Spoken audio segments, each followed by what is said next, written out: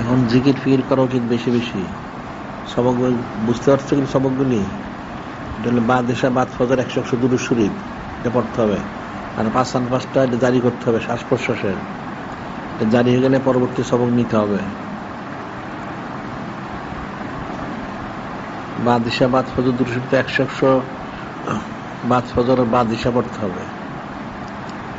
আর পাঁচান ফাঁস সবসময় করতে হবে, চলাফেরা ওঠা বসা এটা জারি করে ফেলতে হবে।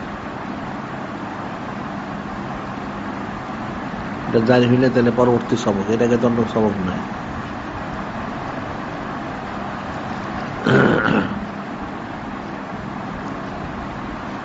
আর কিতাবাদি আমাদের এখান থেকে কিতাবে সংগ্রহ করবা।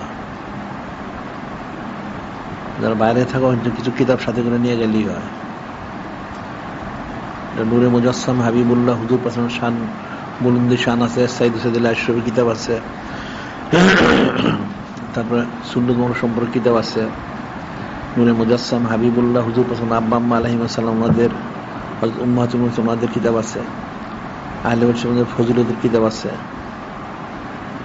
আবার এই যে আশুরা শরীফ আছে, আশুরা শরীফের কারবালার সংক্রান্ত কিতাব আছে। সবার বেশি বেশি পড়া উচিত।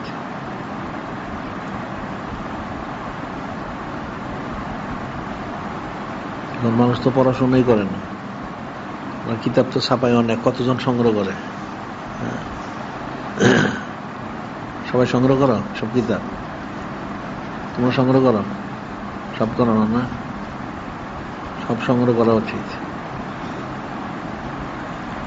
ইলিমের কদর যারা বুঝে তারা সংগ্রহ করবে, যারা কদর বুঝেন তারা তো সংগ্রহ করবে না।